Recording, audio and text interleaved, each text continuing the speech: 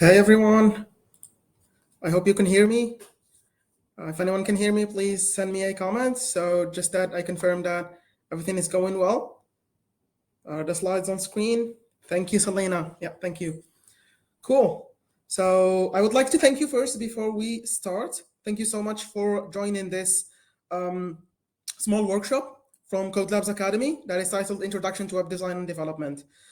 Today we're going to have an introduction into this very big field that I believe personally that it is never going to be taken over by mobile apps and desktop apps, basically, because web design and development is very essential to our lives. And if you think about it, really, most of the time you're on your phone, you're interacting with a browser. So it is a very, very interesting time to be in this field. Awesome. So without further ado, let's start our workshop. So you might be wondering, who are we? Who are these Code Labs Academy guys? And basically, Code Labs Academy is an international edtech startup. That's the official title. And our goal or our mission is actually to offer accessible technology bootcamps to everyone worldwide. And to ensure that we are delivering on our goal, we are offering educational and career advising services as well.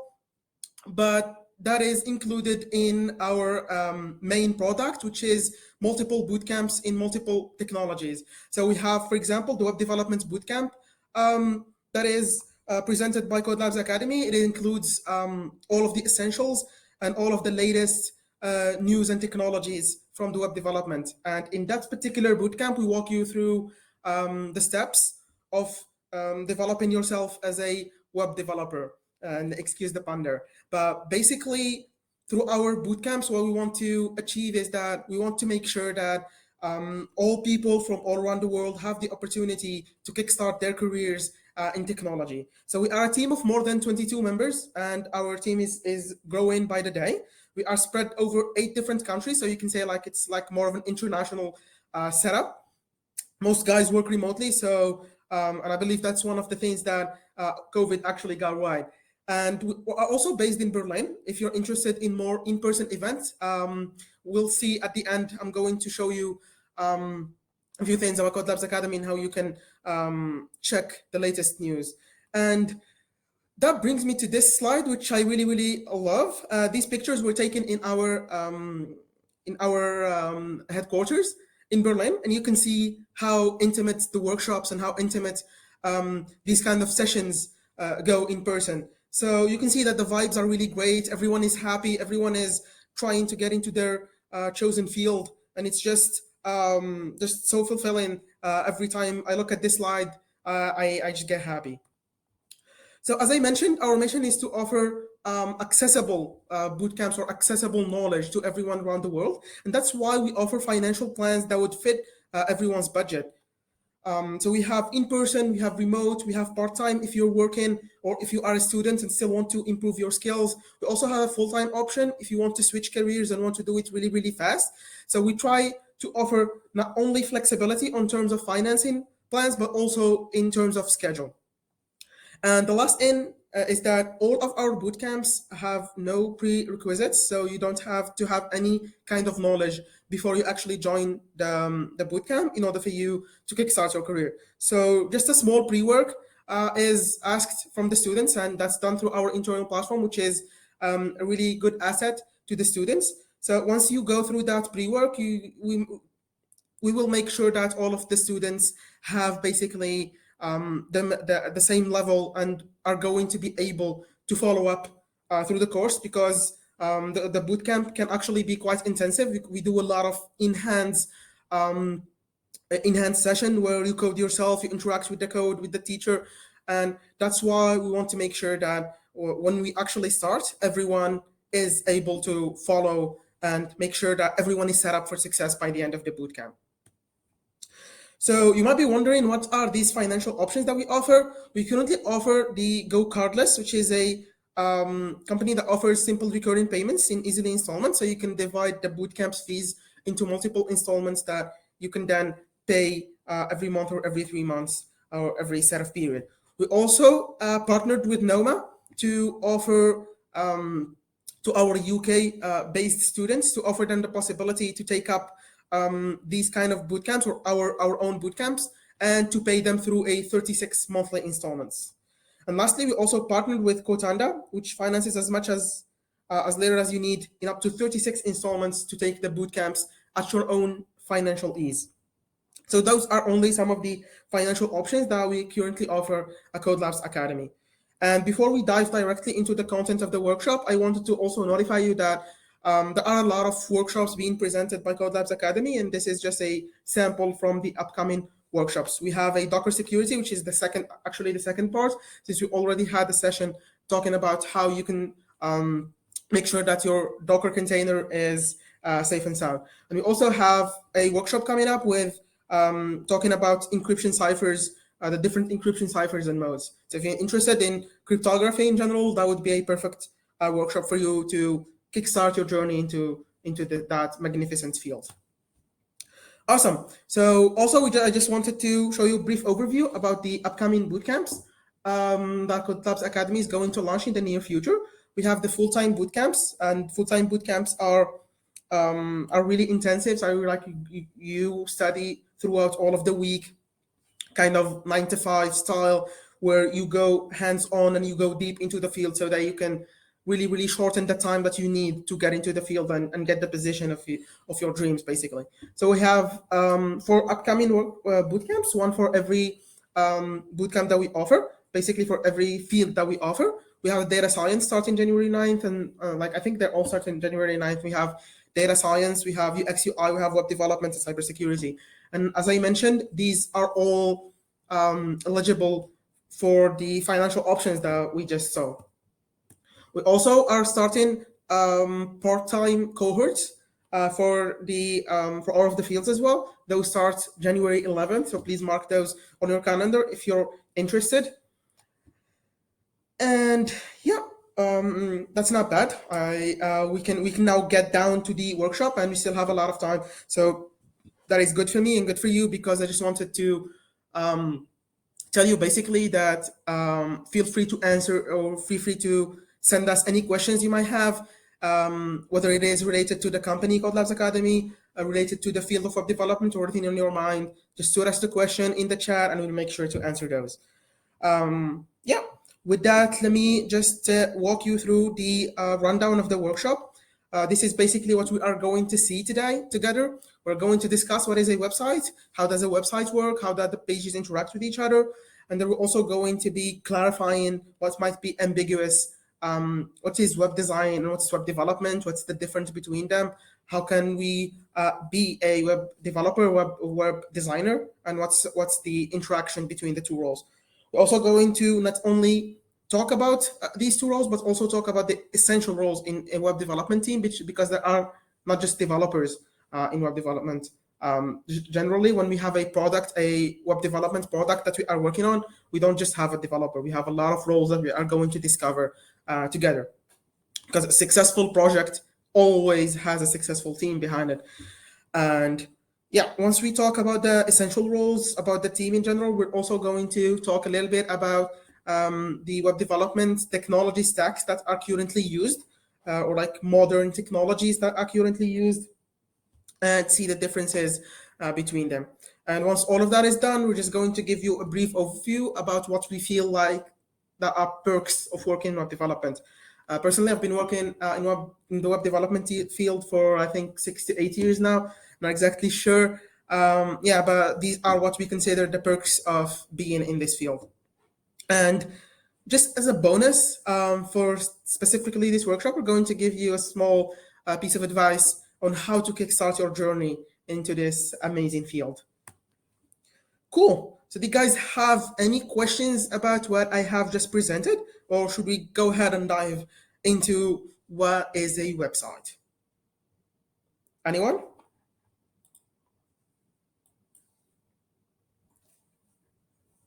Do you guys want to go ahead? All good. Thank you. Thank you, Sarah. Thank you, Monique and Fadir. Cool. So let's dive into what is a website. So a website is, as you can see in the slide, it's it's basically multiple pages that interact together. And these pages are usually called documents. That's the technical term. And we usually interact with these pages since they provide us with information. And we also, most of the time, they have two functionalities. First functionality is providing users with information, and the second functionality is collecting information from students or collecting data from students. And basically, that is what is a web page. It's a document that we can access through the internet that is going to provide us with with information, and where we can also share some of our information or data with them. And so that's a very simplistic way of defining a web page. And a website is a collection of these pages that are linked together, but with what we usually call links or hypertext links. And for example, in this, I hope you can see my mouse. For example, if you go to the Demio homepage, you're going to find the example on my screen, and that's the homepage. So that is a web page that first gets displayed when you go to the Demio website.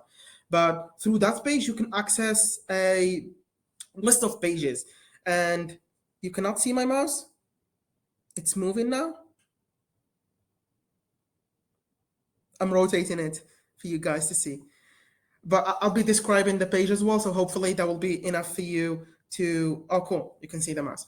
So basically, as I mentioned, this page is providing us with a lot of information about Demio, about what Demio does, a small video as well, about what you can do with Demio. But the interesting thing about this web page in general is that you can actually click on multiple parts of the page that will take you to other pages, and that is what we call links. So basically, if you click on the Get Started Free, which is a button that behaves as a link, if you click on the Get Started Free button, you will be taken into another web page that asks you to make an account. And on that page, which is here on the bottom right side of the screen, you can see that this page provides us with information. The information is basically the testimonials of people that are using Demio. You can see it right here, and also their rating in Capterra.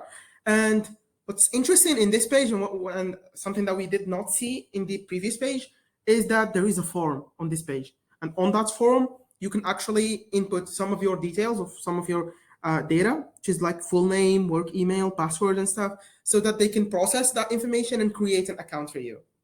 So basically, through these two simple examples, we have went through the functionalities of what a web page does and what is a website. Just to recap, a website is just a collection of web pages that are linked together, and the web page is just a document that is accessible through the internet, and that page is going, or that document is going to present us with information, and it might also get information from us. So those are the two main functionalities that are done by a website. On the other example, if you click on the pricing, this in the navbar, if you click on the pricing, that is a simple link, and that will also take you to a page where you can check the pricing of Demio, and that is a simple page that is providing us with information as well. In that case, it's about pricing. So that is a website in a very simplistic way, and you can see that websites are a really, really powerful tool to communicate information and to gather information as well. So you might be wondering, like, this is a website that will possibly enable me if I'm a business owner. It's going to enable me to present my business, to share the information of my business with the world. It also enables me to get information from my users and to process that data to provide products to the users. So if you were like that, and that like when I first heard about websites and saw them, the first thing that popped in my head was, I'm really interested in this. Like, but how can we make these websites? What are the technologies used to make these websites? And that is the question that we are going to answer in the next few minutes. So basically, there are three main technologies that are used to make these websites. The first technology being HTML, and it is this one on the left-hand side. That's the HTML5 logo. And we also have the second one, which is very, very important, it's CSS. And this is the logo for CSS 3, which is the latest version of CSS up to date. And the last one is the JavaScript language. I'm just going to tie all of these technologies together really quickly, and then we're going to dive into every technology and talk about what it does. So basically, HTML is the language that enables us to structure the content, to structure the page itself.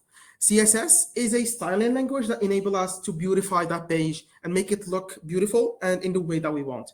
And JavaScript is the language that actually enables us to add functionality and interactivity to the website. So everything that you see from clicking, from pop-ups that appear, everything that is interactive, that is provided by JavaScript. Just to recap, HTML is for structuring, and actually it's called hypertext markup language. So it's a language to mark up text. CSS is cascading style sheets. So it's just a sheets of styling that we apply to the page to make it look good. And JavaScript is the programming language that we use to add interactivity to the website. Cool. So yeah, let's see a little bit, talk a little bit about HTML in general. And as I said, HTML is an acronym for hypertext markup language. And as we've been talking, it's actually used to control the structure of the page and to put the information together on the page that we want to display to the user. So the content itself, the text itself, the images, those are all what we call HTML tags. So you take all of the information that you want to provide and you structure it using the HTML language.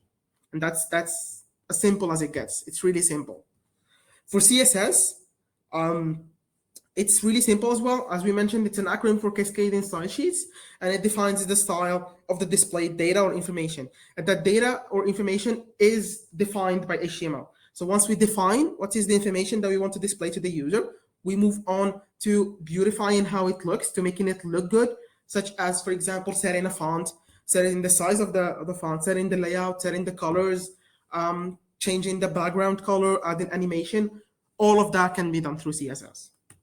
And once we have a beautiful website that shares the information that we want, we might be tempted to add interactivity to the website. We want the user to be directed when they click on a button. We want them to send us information through forms. We want to do a bunch of whole functionalities that we want to add to that page. And JavaScript is the language to do just that. So we can prompt the user to give us information through models.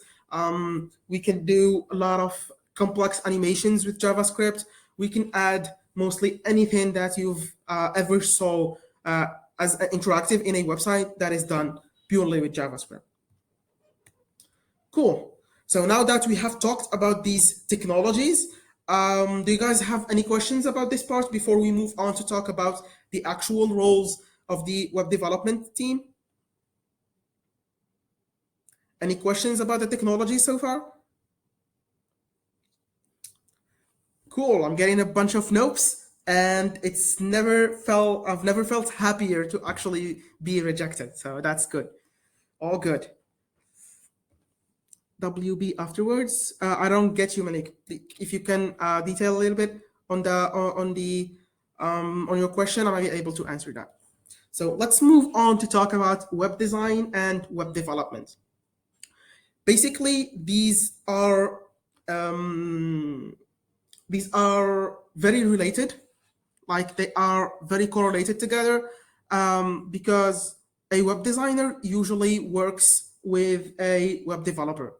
They work together to create these websites. And a web designer is basically an artist who is responsible for designing how the website is going to look.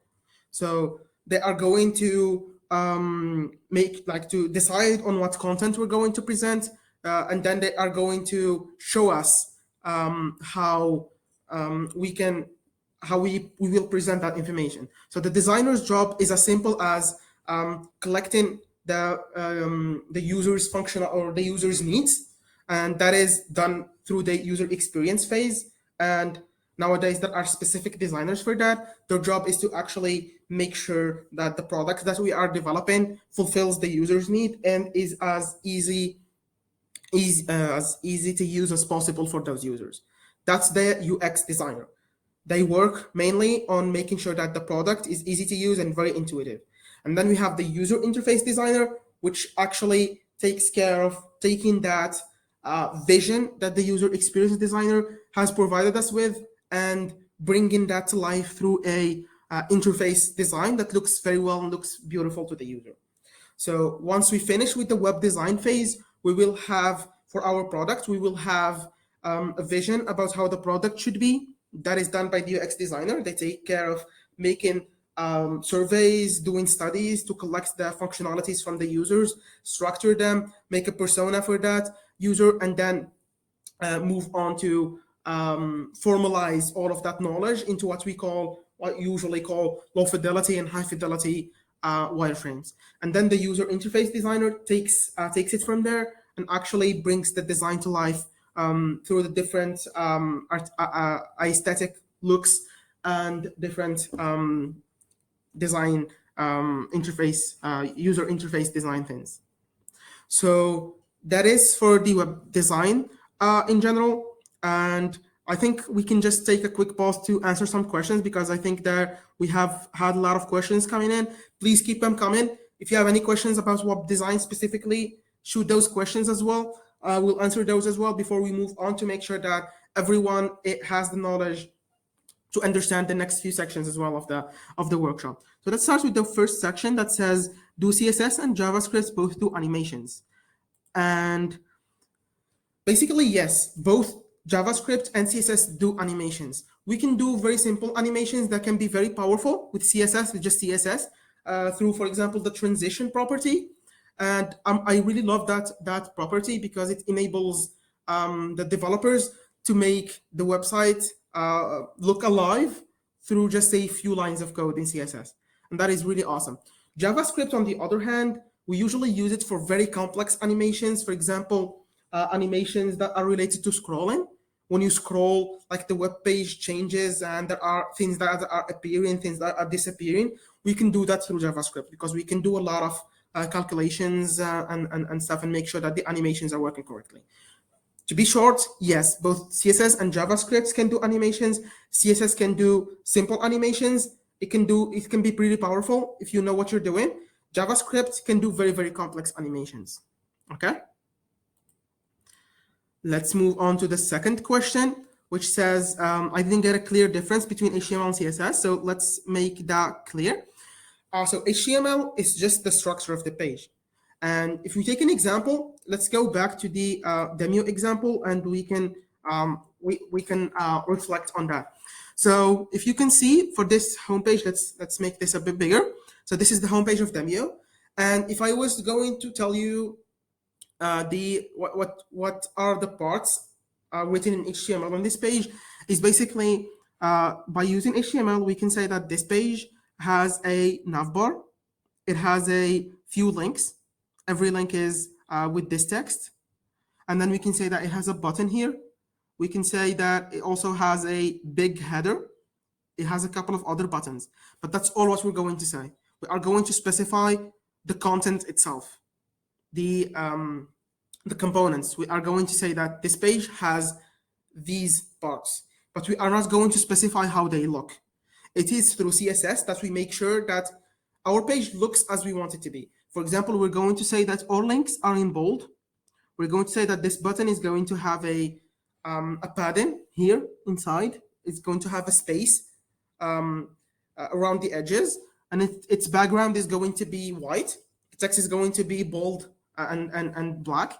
We are going to tell it through CSS as well that the background of the web page should be this clean green shade of green. We can also tell it that the main button is going to be green, like this very specific, nice looking shade of green with the text bold and white. So as you can see, the elements themselves are specified in HTML, but the way they look, we specify it using CSS. I hope that answers your question, Tawi Boris. Let me know if you want me to clarify that. We can discuss it further. We have Boris again saying, can CSS not structure as HTML? I don't really understand exactly what you mean by that. If you can clarify a bit your question, we will take care of it, okay? We will answer that as well. We have Serafima who says, how hard is it to learn UX UI design? And let's so this is a question that is a bit opinionated, I would say. It's if I answer that, it's going to be my own opinion because everyone has opinions on this. It's a bit of an opinionated answer is going to be. But I would say that if you like UX UI, if you feel like this is going to be your passion, I want to make products better, I want to be able to develop how products are going to look and to help the users have that perfect experience for those products. If you have the passion for that, I think it will just need to give it time and hard work, and you will make sure that, and I will guarantee you that you are going to learn UX UI and be a great UX UI designer for that. So I think the recipe for success, it's easy. Everyone knows it. You just have to give it time and hard work. Every hardworking man or woman has achieved their goals at some point. And if you have passion about what you do, that is going to give you that extra step, that extra motivation that helps you put all of your efforts into learning that field. So I would say that learning the field is easy if you are passionate about it. You just need to give it time and to put the effort into it, and you will make sure and like you will be a UX UI designer. For Munifa Abbas, she says, will this meeting event have a recording too? And yes, to answer that shortly, yes, the workshop is recorded and it's going to be shared with you later on. So the short answer is yes. We have Serafina again saying, which programs can help to build good UX UI websites? Which tools you use to learn web design? So basically the tools that most UX UI designers use to work, it's usually like in the last couple of years, I think Figma has taken over as the de facto tool for UX UI designer, but there are also other tools such as Sketch. For macOS people, there's also Adobe XD from Adobe, although I'm not certain about the future of Adobe XD since Adobe acquired Figma. But for the tools, I would say most of the designers use Figma nowadays. Which tools you use to learn web design? So the tools to use web design, it's I wouldn't say there are specific tools to learn that, but most people, they take workshops such as this, like you already took your first step towards learning web design.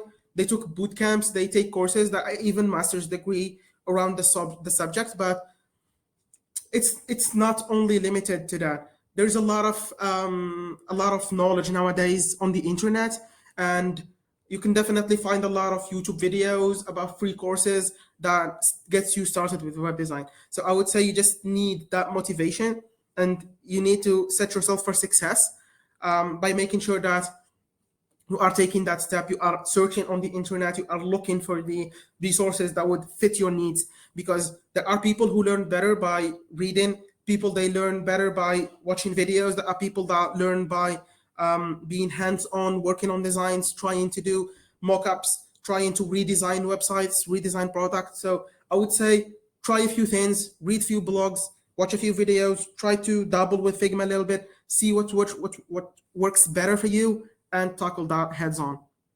I hope that is of use to you. We also have Ivy asking what tools are typically used by UX UI designers, which I believe I already answered. Nowadays, most designers, they are using Figma, but others are also using Sketch, Adobe XD, and there are also other tools that I think there's another one called, I forgot about it, but it's pretty famous, but there are other tools as well, basically. Okay. Thank you, Boris, for asking the questions as well. We have Tyra saying, what is the work of PHP and jQuery in web development? So I think we can, I already clicked on answer question. I think that is better if you answer it once we talk about web development. But basically PHP and jQuery specifically, it's a small library that is used to enhance the developer experience. For PHP, it's a whole different language that enables us to create websites. So it's a whole other paradigm for creating websites. There's not only JavaScript, there is a lot of languages that you can use to create these websites. including PHP. So PHP can help you generate HTML, and then you can do interactivity with PHP as well, and you can work on the server side as well with PHP. We're going to talk about that a little bit later on. So if you feel like we have not answered your question later on when we talk about web development specifically, please feel free to answer your question again. Cool. We also have Malik Hampton saying, what's your perspective on the MERN stack? Do you believe it's useless since everyone is learning the same technologies to apply for the same jobs? Wouldn't the more advanced engineers have the upper hand? You think JavaScript, jQuery, React, Express, PHP is enough, or should I choose different backend languages instead of PHP, like C++, C#, Ruby, or Java? So, for an unusual question, he's looking for advice. That is no issue. We can tackle that. I think we have enough time to finish on time. So, for the MERN stack, I believe most people are currently looking towards learning this stack. First, because it's the learning curve is really easy. So the learning curve is pretty straightforward. Another thing that most people are switching to the MERN stack is that basically a lot of companies have been asking for these specific technologies. So you have React, who's the first JavaScript framework who took the web development by storm. It changed the way people develop websites. So a lot of companies still use React for a lot of reasons, including that React is actually backed by Facebook. It's actually backed by open source community as well. So that's very powerful. You have Express, who's really backed as well by a really big online community. So if you're looking, or if you're looking to see, or if you're trying to decide if it's useless for you to learn these technologies because a lot of people are learning them, I would say yes, a lot of people are learning them, but a lot of companies are also have positions for these technologies, because most companies, when they start as small teams. Starting as a small team, especially if you are a small company, you want to use tools that are backed by big companies and backed by a really good open source community, because you will have the reassurance that those frameworks are not going to die in a few months or in a few years, and you're going to have your products still going to be alive and fully functional after a few years. So those small teams, they tend to choose these heavily backed frameworks or technologies, and then the company starts to grow and they start to hire more people, but they don't want to switch again their languages and technologies, so they are hiring for these specific technologies. So I would say the market is pretty open. There are a lot of people who are learning this, getting new positions, and there are a lot of companies as well that are opening a lot of jobs for these fields. So I wouldn't worry about that and wouldn't call that useless, since also if you learn these technologies, if you really grasp the essence of these technologies, it would be super easy to learn others as well, other technologies, because nowadays all of the languages, all of the frameworks, they share the same principles. So if you learn one technology, it's really easy to project the knowledge you gained to other technologies as well. The follow-up question says, wouldn't the more advanced engineers have the upper hand? Yes, the more advanced engineers will have the upper hand, but in positions that are designed for advanced engineers. And not all companies are going to be able to get advanced engineers. There are a lot of companies who are looking to hire fresh graduates, who are looking to hire fresh people into the field, because basically hiring a junior developer and upskilling their skills is a lot cheaper than actually hiring a senior developer directly. And for a lot of functionalities, you don't really need a senior developer. A junior developer, if he or she or they are well mentored, they can do wonders. Believe me, if you just believe in yourself, learn the right way, make sure you're applying what you're learning, you can definitely get the job of your dreams. I think JavaScript, jQuery, React, and PHP is enough. I don't think they are enough. I think you always need, obviously they are really useful tools, but you definitely always need to keep learning, especially on the front end side of things. Every day, like there's an ongoing joke on the front end people. Every day there's a new framework coming out, a new tool coming out. So if you stop learning, the train is gonna pass you. you will no longer have relevant knowledge and you will no longer be able to keep your job or get a new job. So I would say keep learning. If you're passionate about the field like I am, I always read the news, try new frameworks. Even if you are not going to do projects with them, try them out, see how they feel, read the news, watch the seminars from the biggest technologies out there. Make sure that you are all up to date, because that can be quite impressive as well. If you are on an interview and the interviewer asks a question, you just amaze them by your knowledge of the field and its news. So I would say always keep learning in front end, because it's really a very, very interesting times to be in this field. It also says, should I choose a different backend language instead of PHP? It depends on your needs. I think I'm gonna be a bit short answering these, because we still have to go through a few slides.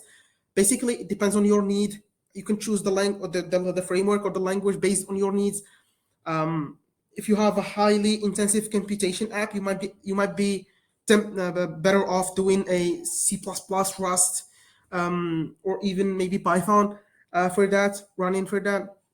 But if you have a simple backend, you can just use JavaScript or PHP to make that. You can basically use any language, but usually using JavaScript and Python, they are the easiest ways, and they provide the easiest and the best developer experience to kickstart your project really fast.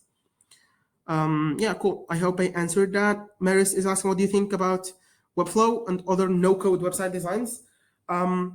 Those tools are really, really powerful, especially Webflow. I've dabbled with it in my time, and it's really, really nice. But web developers are not going to go anywhere, because you need developers to build Webflow now. You will need developers to build those kind of tools. So if you're saying that Webflow is going, or these kind of tools are going to render developers irrelevant, that is not going to happen. Web developers are always going to be there. They are going to be creating these tools and maintaining them. If you're asking me about how powerful they are really powerful. You can make really great websites with those. Usually they are a bit limiting. If you're looking to do a more of like a big e-commerce business, you will not use Webflow or any no-code website. You are going to hire developers that are going to look into the specifics of your project and build something that is really performant and specific to your product, basically. So that's a short answer to Maris. That is a very interesting question. Thank you. We also have Clarison, what is the best way to get email form to work? I don't really get Clarison. If you can clarify that question, we can tackle that. Monique says, can we do the course? I don't know what you mean by that. If you are looking to do the bootcamp, please check Code Labs Academy's website for signing up to the courses. There are a lot of questions coming in, so I'm just going to finish the slides and we can come back to the questions and answer all of them. I just want to cover some basics so you can also have an intuitive, so you form new questions as well. So let's go back quickly to talk about web development. We talked about web design. We talked about what UX designers do, what UI designers do. Let's talk a little bit about what developers do.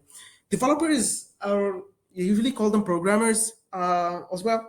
Like they take that design that was created by the UI designer and they actually convert it into a fully functioning website. So they take just a Figma file or an Adobe XD file, just a design file. They have a bunch of pictures about how the website should look. And they are going to base on those images to build the website. So they're going to be using HTML, CSS, JavaScript, all of the frameworks of these three technologies to actually build that website and makes it functional. So that is what the developers do.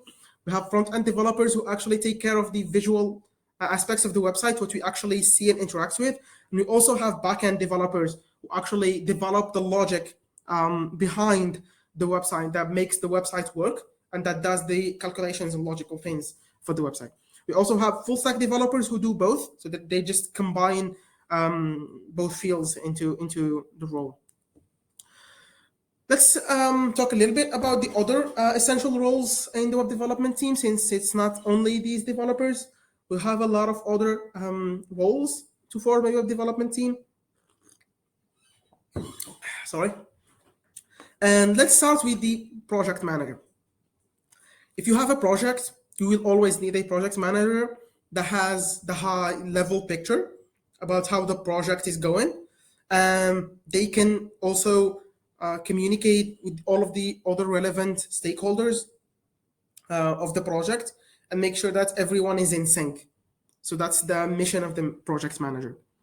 They make sure that the project is moving forward by making sure that everyone are happy in doing the job they are supposed to do, and all of the sub-teams are coordinated together.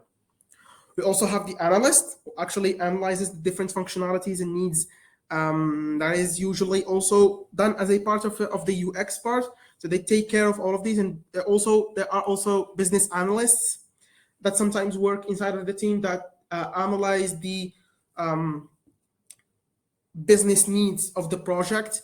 And there are also a lot of other analysts that you can find. You can find data analysts that take care of analyzing the data that is coming from your project or product and making sure that the product is enhanced based on that data, so that they can drive you into the direction that the users want you to go. So there are a lot of analyst roles that also all falls into this kind of really abstracted naming that is called analyst. We have the backend developer that, as we mentioned, they develop the logic side of the website. We have the front end developers who take care of the side that we actually see, like the website that we interact with.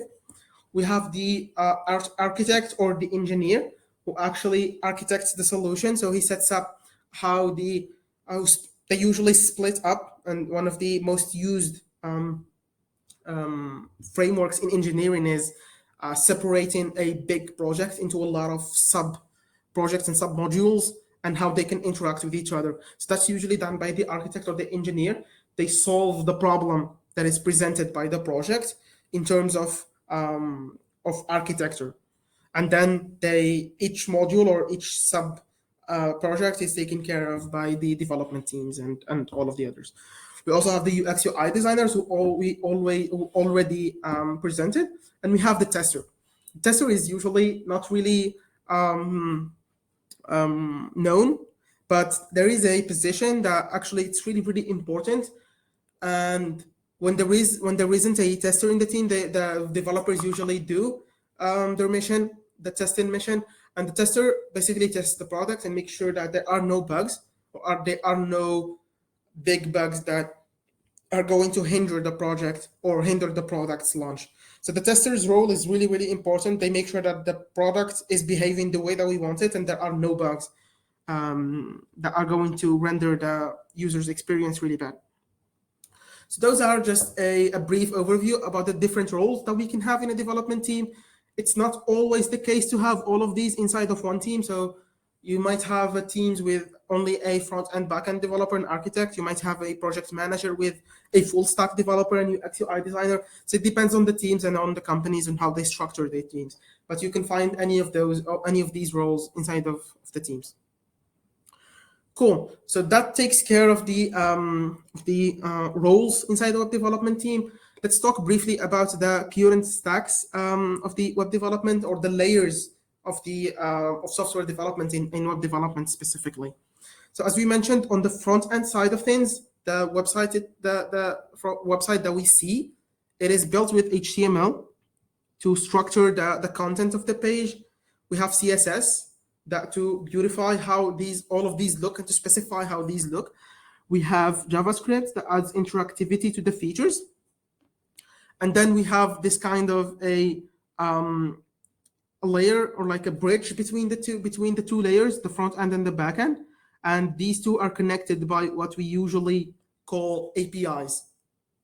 Okay, so the front end utilizes the back end through what we call as APIs, and this is the backend side where we can have code that does the logical thing, or that actually treats the data that we are collecting from the users and then gives them information back from it. So usually the backend interacts with a database where they store the data that are collecting from the users, and we have the server that is running the whole project. So the server is actually hosting both the backend and the front end. But we usually host nowadays we usually host the front end a little bit differently. I think that's a bit more advanced. If you guys are interested in doing more advanced talks about how these things are where they are stored, how they are presented to the users. We can definitely do other workshops or other talks where we can talk about this specifically. But just keep in your head that there are two layers in web development in general. There is the front end and there is the back end.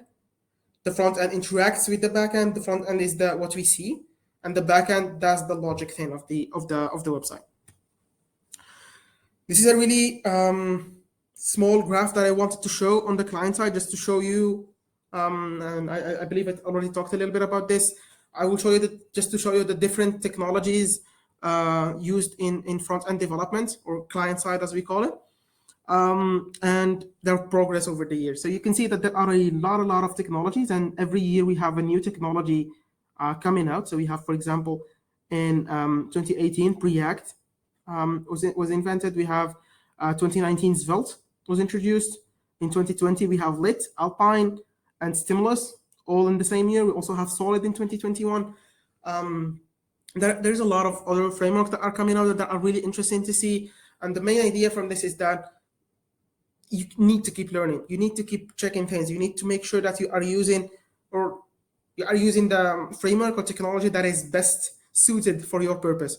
So you shouldn't stop at I admit that learning React is going to open a lot of doors for you, but you shouldn't limit to yourself to just React. Learn React, take a look at Angular, Vue, Svelte.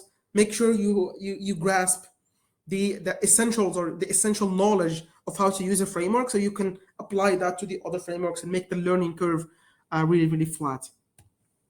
On the server side, we also have a lot of frameworks, a lot of languages that we can use. We can use Python. I think there's a framework called Flask. There's Fast API by Python, where you can build fast APIs easily. On PHP, you have I think there's Symfony. There's a lot of others. On Python also there's Django that is really famous. For Ruby, you have Rails, that is a framework for web development, server-side, backend, and frontend as well. You have Java, for example. You have Spring. There's a lot of older tools for Java as well. There's even Scala.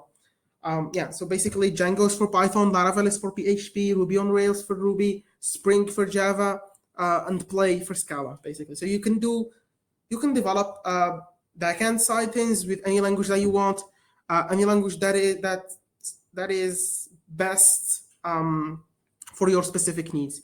For databases, there are a lot of database engines as well. There's a lot of types of databases, relational, document-based. There are a lot of engines. You have engines by Oracle. You have engines by open source communities such as MySQL. You have ones by Microsoft as SQL Server, and you also have MongoDB that is document-based. And there are also a lot of other engines and databases that you can use as well. Cool. So let's go through the perks of being a web developer really quickly, and then we can go over to the questions. So web development is, I think, the most easily accessible development field nowadays. There's a really short education time, a lot of great content out there that you can learn from. You can also get a really good salary. You shouldn't target a very amazing high-level salary from your first job, because the first job you're going to be learning a lot. That's going to be helping you get better jobs and learn the knowledge that's going to render you as a more advanced developer. So please don't lose motivation on your first job. Please keep pushing, keep learning, and you will get there. It has a high creative potential as well, because you can build basically anything and have a very huge user base, because everyone has phones, everyone has tablets and laptops, and they all have browsers on them. So if you use web development, you can target all kinds of users. You also have freelancing opportunities, so you can work from the comfort of your own home or office. You can work worldwide, online. You can work on a lot of different projects. If you're into that, yeah, you can definitely pursue that as well. You have also a very specific career growth set up for you. So there will always be need for web developers, so it's not going anywhere soon, and you can always advance in your career in this field. And there's a lot of opportunity for innovation and invention, as we mentioned, and learning web development can make you a better software engineer, because the concepts that are presented in an easy fashion in web development always apply to other software engineering stuff like so yeah, learning web development is going to by learning web development you are going to acquire transferable skills to other fields of software engineering as well. Cool. Let's go through the advice really quickly. Basically, the best way that I see you getting into web development is find a mentor, find a community to join. This will speed up your learning journey because you're going to be interacting with people who are already in the field. They're going to be giving you tips, giving you information on how to tackle projects, on how to get things started. But that's not enough. You need to get your hands dirty. So you need to start building projects, even if they are really, really small, simple pages. Do it. Build pages. You're going to motivate yourself by that, because seeing something that you made from scratch makes you happy. It gives you motivation to push and to tackle on more advanced topics, and learn for the long run, as it's written on the slide. Like, keep learning, always keep learning. Google things out, give yourself time to grasp the fundamentals, practice those fundamentals, do projects with them, make sure that you really understand them, because that's going to help you later on. And by doing these projects, this small, even if they are really small, you are preparing yourself for interviews, for internships. You are preparing yourself, preparing your portfolio that's going to introduce you to the world, basically. So this is just a few tips on how to get started into this field. But the thing that remains as the best piece of advice anyone can give you is, if you are motivated to kick your career in web development, you just need to put time and effort into it. Don't be lazy, just take time and get into it. You can get into it through a few projects. For example, there are frontendpractice.com. It presents a lot of projects where you can work on them. It gives you the specifics, the designs. Same for Front-End Mentor. So you can actually find projects that you can work on. You will find the designs and everything specified for you to be able to start developing those websites. So through those two websites, you can start making projects and adding them to your portfolio. So that concludes the that content that I wanted to share with you. I hope everyone is happy with the content that we are currently seeing. I'm going to be switching to answering questions. So if you have any questions, keep them coming. I'm gonna do my best to answer all of the ones that I can in the time that we have left. So let's start where we left off. We have Clarison saying, what is the best way to get email from forum to work? I believe we need a little bit. We need Clarison to clarify a bit on this to be able to answer them. And we have Lisa. I think she's answering Malik from the perspective of tech recruiter. I think I can share some insight. It's not useless. There might be more experienced engineers, developers, but some companies don't have the budget to hire a senior. That's basically what I was saying. Companies can afford these kind of seniors. It's also strategic. Hiring juniors, you get their loyalty, and then you invest in upskilling them, and you will have a really great team. So that's also from a strategic. It's really interesting from a strategic point of view as well. We have Richard also adding knowledge to the MERN stack. I think the fact that a lot of people are learning MERN competitively, because startups nowadays are constantly looking for experienced full stack developers to kickstart their MVPs in a matter of a couple of sprints. That is true, because MERN stack is really easy to learn and to start. As a startup executive, you are better off hiring and managing one employee who can switch hats hassle-free. That is true to some point, and I believe past a certain point in the life of the project, you would need specialized people to be able to maintain the project. So one-man team is not going to be enough to tackle all of the projects and keep maintaining everything. So that would be really, really hard for that developer. Cool. So let's go to Titus. Do you need a degree from a tech field in order to get a job in computer science? In computer science, this is a really, really interesting fact, and thank you for the answer. It's really nice. That's a really good question. I invite you to go check job posts from Tesla, from a lot of big companies. They don't require a degree. You just need to pass a test. You need to pass their interview process. If you pass that process, you are in. You don't need a degree for a lot of positions out there. And I believe Tesla does this. Just maybe you would want to verify that, but I believe they do this. So you just need to be good at what you do. If you are good at what you do, if you can convince someone that you are good at what you do, if you can deliver on the promises that you are giving them, you can get into the field without a degree. And a lot of people have been getting into the field without a degree, especially for developers. I was on Indeed, I think it's Indeed, and did not see many jobs for C or other languages, so many jobs for Python. Cloud, and I think React and JavaScript in general. I was surprised because sometimes I hear learn JavaScript over Python, but in my country, Python is a clear leader. Yeah, so Python is really powerful because it enables you to do a lot of things, not only web development, but to do systems programming, to do scripting, to do a lot of things. And that is why Python is really powerful. You can do a lot of things with it, but if you are looking into getting into the web development field specifically, I think personally that JavaScript is the way to go. And you can start by learning JavaScript, switch to TypeScript later on, because that's what big companies are looking for, even mid-sized companies, because it provides structure to JavaScript. But if you are looking more to do web development, I think JavaScript is the language for it, because it is the language of the web. We also have people.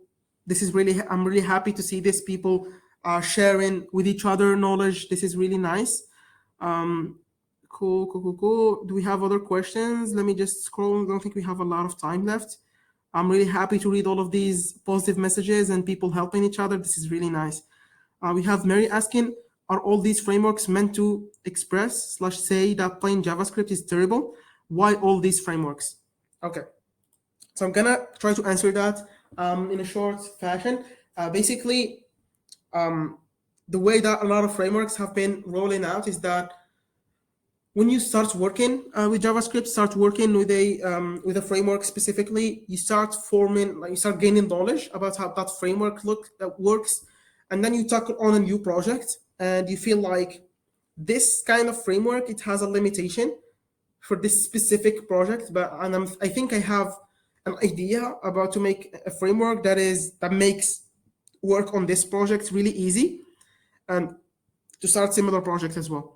And that is why a lot of people, they have visions about how JavaScript should be used to develop certain aspects or certain types of projects, and that is how frameworks are born.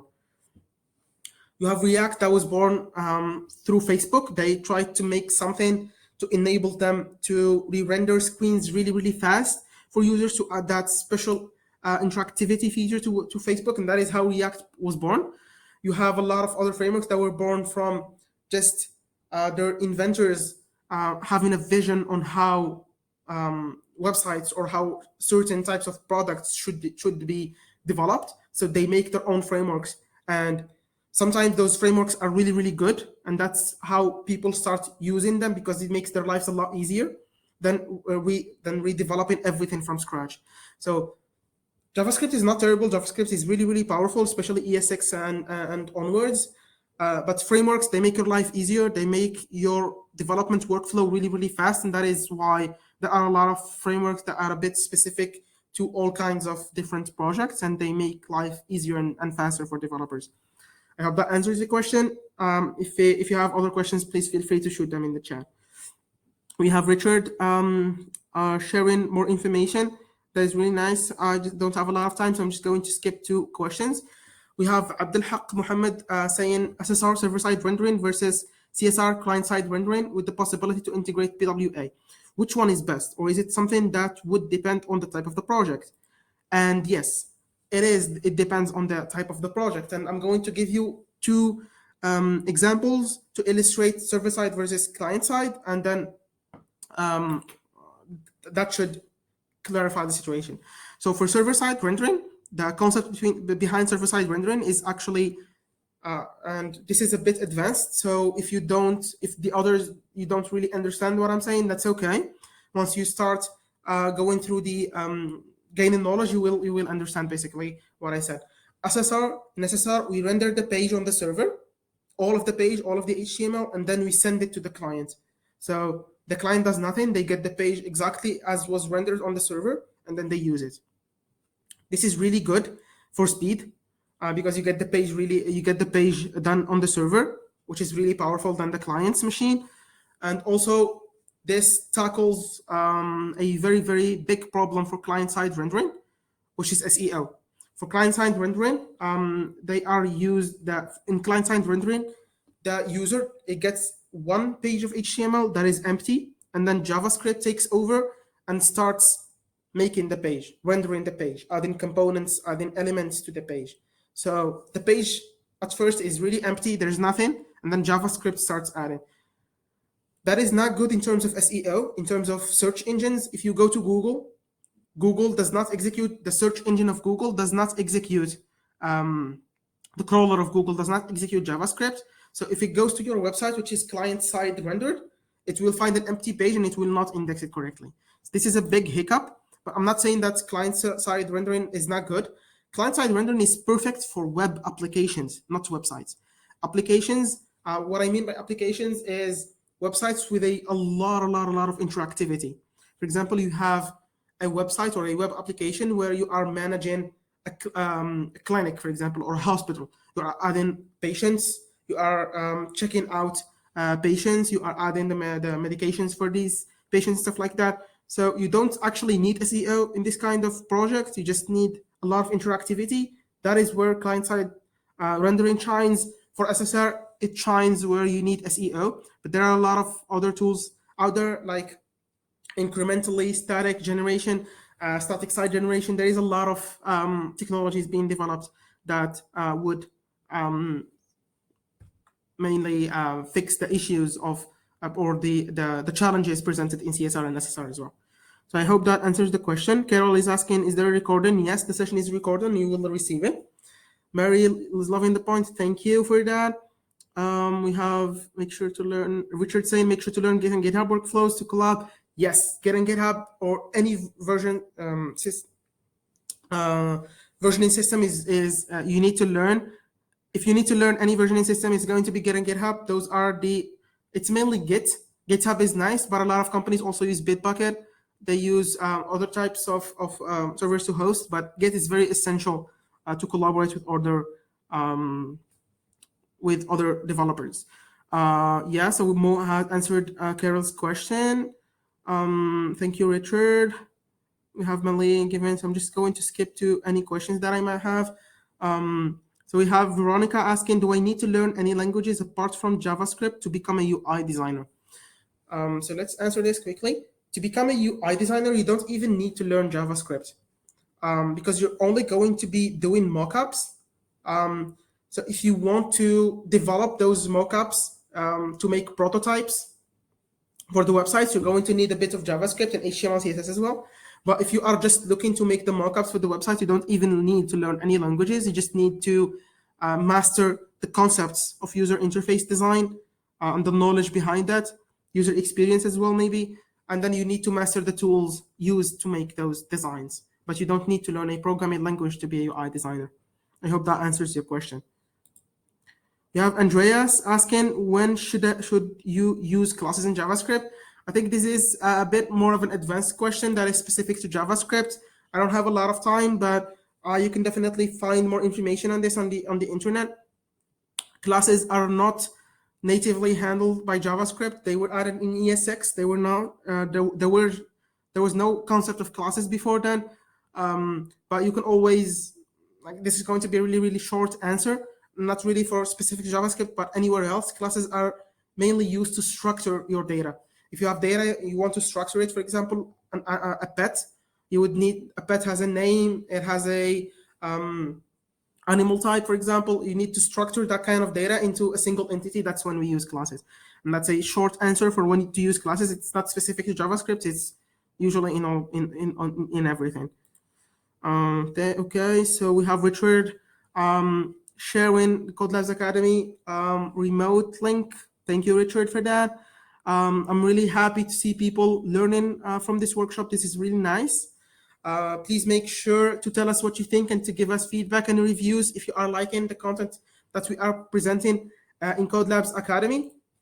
And with that, I would like just to take a few moments of your time to tell you basically about what we offer in the Web Development Bootcamp in JavaScript, in the Web Development Bootcamp in Code Labs Academy.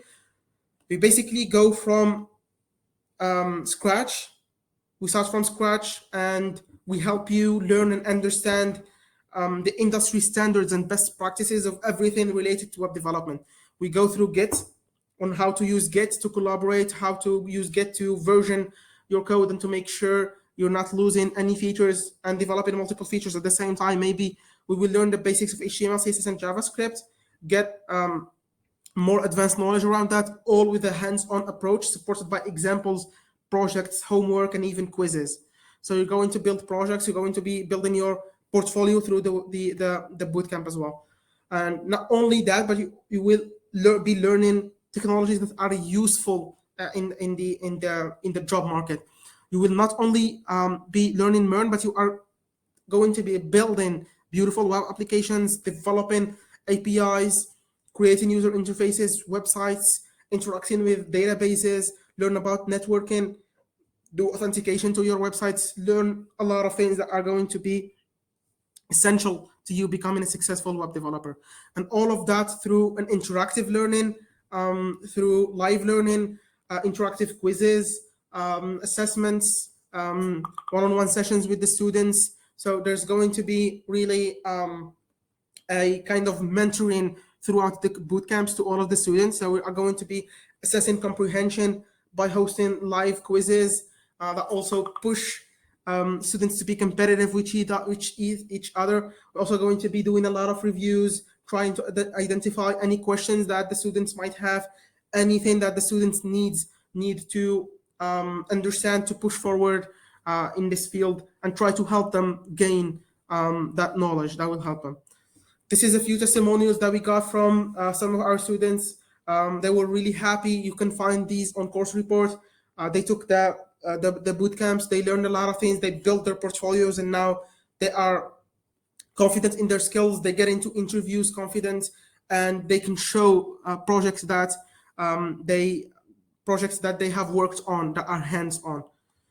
Yeah. So thank you so much for joining me. I believe I'm just going to answer the last question by Medic, and then we can call it a day. So he says, do you believe data structure and algorithm are necessary for your first junior web developer? So I would say that data structures and algorithms are essential to any developers or engineers out there. In your first junior dev job, you might not really need it, but I believe it's really essential. If you are looking to hone your skills and to perfect them, you need to have at least a basic understand about how data structures work and how algorithms work. Because JavaScript, it's a language, it's a programming language. You're basically writing algorithms with it. So if you don't understand what an algorithm is, you will not be able to use JavaScript properly. So I would say, yes, go for it, push for it, learn data structures, learn how algorithms work. It's going to help you in your career a lot. Cool. And with that, I think that's all the time we have for today. I'm really happy that you guys joined me, and I hope to see you in the future workshops by Code Labs Academy. I hope also to see maybe some of you joining the bootcamps, kickstarting your career. Thank you so much for joining me, and I'll see you on the next time.